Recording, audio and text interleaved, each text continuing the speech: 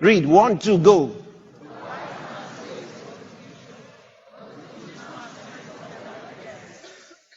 The wise man saves for the future, but the foolish man spends whatever he gets.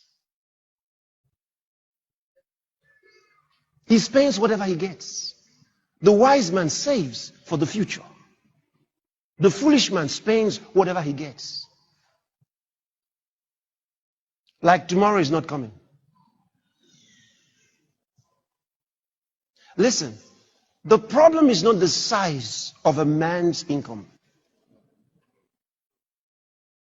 The problem is the size of his mind. The way he thinks.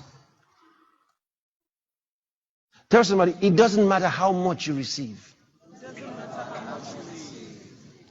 Listen, if you follow what I'm going to share with you now, it will make you rich. I mean, in cash and assets and lands. And you know what I mean now? I'm trying to say in all the things that money can refer to. Everything. You see, maybe I should give you a little more story. How I started saving. Okay? Because he just told you that the foolish man spends whatever he gets. He says, but the wise man saves for the future. We were still a young church, and we had to spend everything. Because, in fact, I also got money from, the friends and others who sent me money. All the money we could get in the church was not enough. So I needed more money. And thank God I never had to ask them.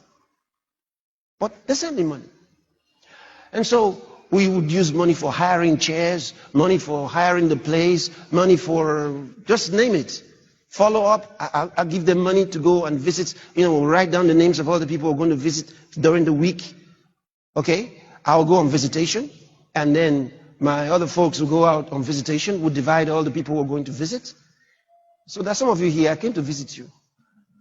Yeah. So we'll do all that. And we were spending all the money. Because there was just not enough. One day, I called the Pastor Tom, who was, not Reverend Tom now, Pastor Tom. And I called him and I said, he was the one who was keeping the records. So I said, how much did we receive this past month? He went, got his records, and he said to me, 8,000 naira. I said, so how much is left? He smiled, he said, it's finished. I said, 8,000 naira is finished. I didn't even know that we could have 8,000 naira. I said, impossible. 8,000? How? What did we do with 8,000? He was trying to write the things. I was not interested. No, he didn't get my point. My point wasn't give me the list of what we did. I was not trying to balance the equation. My point was, what in the world did I do with 8,000 naira? Dear God! I said, what about the previous month?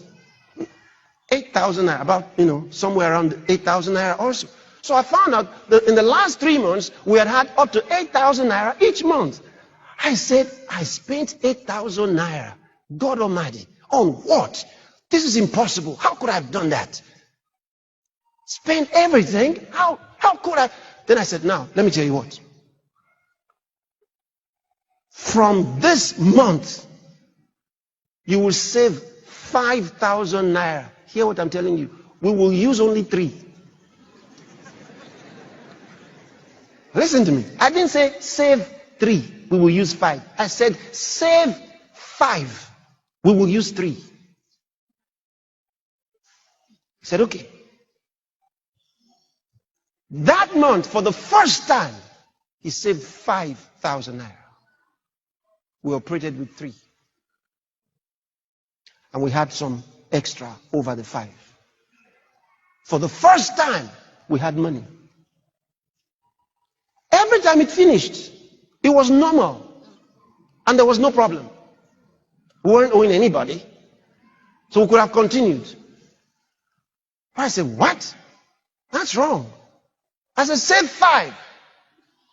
At the end of this month, we had 5,000 naira owing nobody. We were rich.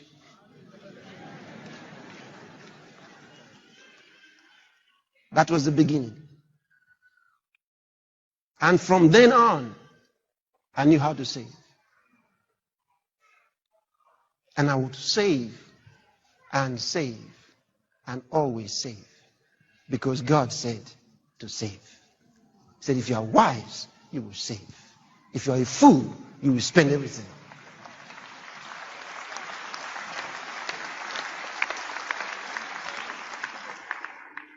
Are you following what I'm telling you?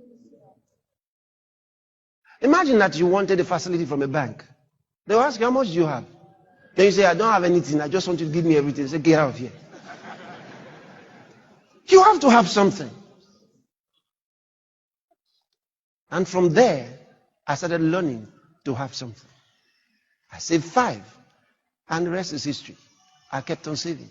I kept on saving much more than I received. Because I determined that I was not going to save 20%. No, not 50%. I will save more. 5 out of 8 to be saved. What a principle. So principle number 1.